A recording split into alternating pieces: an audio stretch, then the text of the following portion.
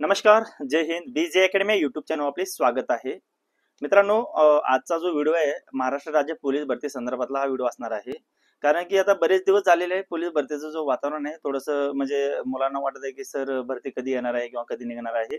तर आज खास तुमच्यासाठी ही माहिती मी घेऊन येत आहे. एक कात्रण आपल्याला भेटलाय मित्रांनो. त्या कात्रण संदर्भात आपण संपूर्ण सविस्तरमध्ये चर्चा करणार आहे की जी आता महाराष्ट्र पोलीस भरती होणार आहे ती कधीपर्यंत होणार आहे आणि याच्यामध्ये जे काही फॉर्म वगैरे भरायचा आहे ते फॉर्म कशा पद्धतीने भरून घ्यायचा आहे, एका पदासाठी किती अर्ज वगैरे आहेत, हे सर्व चर्चा आपण या व्हिडिओमध्ये करणार आहे. त्यामुळे मित्रांनो आपला व्हिडिओ तुम्हाला शेवटपर्यंत पाहायचा आहे. आणि आपल्या चॅनलवर जर कोण नवीन असेल तर कृपया करून आपल्या चॅनलला सबस्क्राईब करून घ्या. बाजूला बेल आयकॉन आहे त्याला ऑन करून घ्या, जेणेकरून मी कोणताही व्हिडिओ बनवला तर तो थेट तुमच्यापर्यंत पोहोचेल. चला, मी तुमचं जास्त वेळ घेत नाही, आपल्या मुख्य व्हिडिओला आपण सुरुवात करूया. तुम्हाला मित्रांनो स्क्रीनवर दिसतच आहे एक कात्रण आणि त्याच्यावर हेडिंग आहे राज्यात 10,000 पोलिसांची सप्टेंबर मध्ये भरती.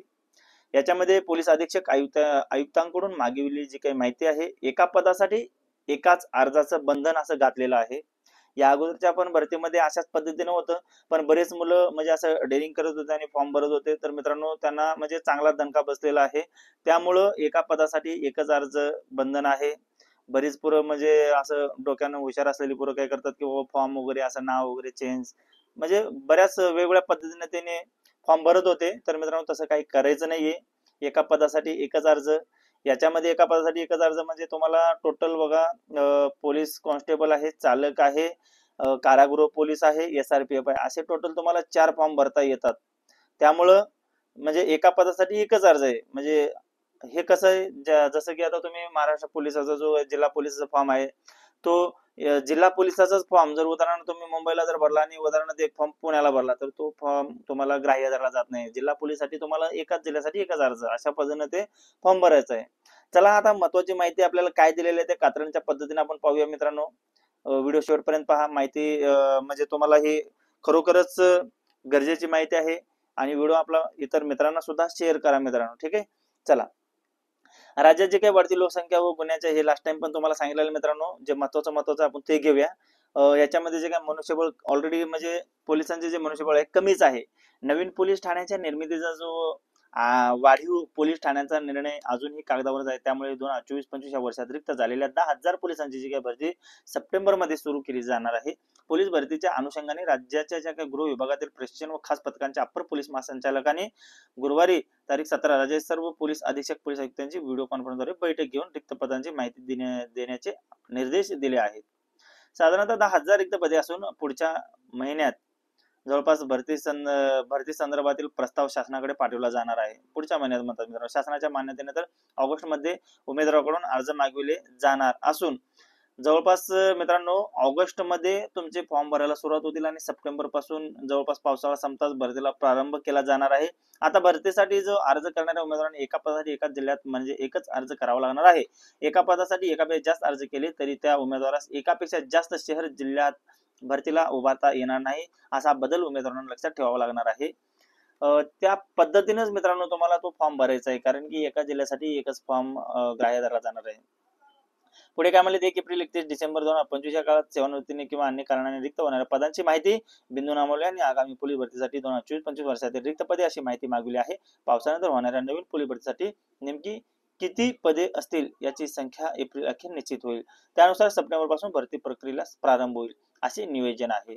आता यामध्ये काय म्हणतात, या मुद्द्यावर मागवली होती माहिती. कोणते मुद्दे ते पहा मित्रांनो. 1 नंबरचा मुद्दा आहे पोलीस शिपाई ते सहाय्यक पोलीस उपनिरीक्षक या पदांची सेवा ज्येष्ठ यादी 31 मार्च 2025 अखेर सेवानिवृत्त मयत बडतर्फ आंतरजिल्हा बदले झालेल्या अंमलदारांची माहिती.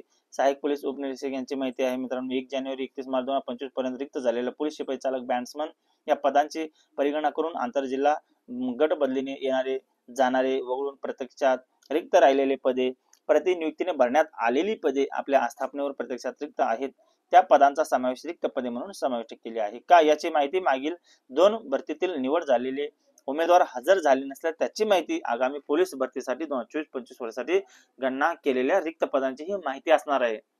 अशा पद्धतीने संपूर्ण माहिती मित्रांनो मी तुमच्या समोर जो कात्रण आहे ठेवलेला आहे.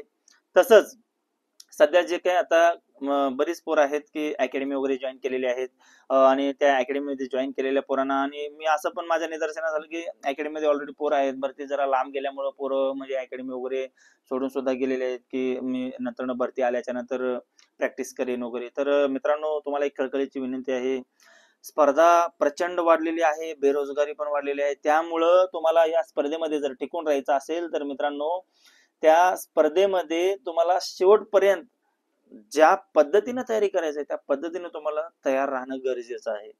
आता जवळपास काय म्हणलेले त्यांनी, ऑगस्ट महिन्यामध्ये तुम्हाला फॉर्म भरायला सुरुवात करणार. आता चालू आहे महिना, आता मे चालू झाला.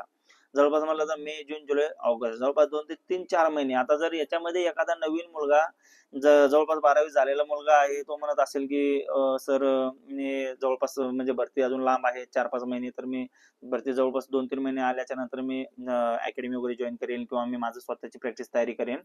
तर मित्रांनो, तुम्हाला सांगायचं एकच तात्पर्य आहे, जेवढे दिवस भेटलेले आहेत त्या दिवसांचा तुम्ही पुरेपूर वापर करा. आणि ही स्पर्धा आहे मित्रांनो, आणि या स्पर्धेमध्ये टिकून राहायचं म्हटलं तर तुम्हाला वेळ काळ ठरवता येत नाहीये. तुम्हाला असं वाटत असेल की माझ्याकडे 2 महिने असतील तर मला पुष्कळ होईल. बरीच मुलं आहेत, बऱ्या मुलांपैकी जे काही ऑलरेडी भरत्या देऊन बसलेले आहेत, त्यांचा अनुभव तुम्ही शेअर करा एकमेकांकडून. कारण की त्यांच्या ज्या चुका झालेल्या त्या तुम्ही चुका करू नका. जसा आला तुम्ही नवीन भरतीच्या क्षेत्रामध्ये, तसा डायरेक्ट तुम्ही अंगावर वरती घालून डायरेक्ट निघून जायचं मित्रांनो. इथं जास्त वेट करत, एक वेळा जर तुम्ही लटकला, एक वेळा जर अडकला ना, तुम्ही इथंच राहून जाणार. त्यामुळं जेवढं वेळ भेटलंय त्यामध्ये तुमचं ग्राउंड मध्ये जर 1600 मीटर वीक असेल, गोळा वीक असेल किंवा 100 मीटर वीक असेल, आणि इव्हेंट जरी किती आहेत, 3च इव्हेंट आहेत, त्यामुळं ग्राउंडचं पण एवढं काही जास्त म्हणजे टेन्शन घ्यायची गरज नाही. 50 मार्काचं ग्राउंड असते आणि 100 मार्काची लेखी असते. लेखीची जरा जास्त तयारी करा. जर वाटत असेल किंवा आपली लेखी चांगली असेल तर तुम्ही ग्राउंडवर लक्ष द्या, ग्राउंड चांगला असेल तर लेखीवर लक्ष द्या. पण ज्या पोरांचं दोन्हीकडे पॅरलल म्हणजे समांतर वेटेज असेल, तीच मुलं पोलीस भरतीमध्ये सिलेक्शन होतात. त्यामुळं जास्तीत जास्त फोकस राहू द्या मित्रांनो, वेळेचा सदुपयोग करा, आणि जास्त म्हणजे इकडे तिकडे टाइमपास करत फिरू नका. एवढीच आपल्या या विजय अकॅडमी युट्यूब चॅनल कडून तुम्हाला म्हणजे विनंती आहे.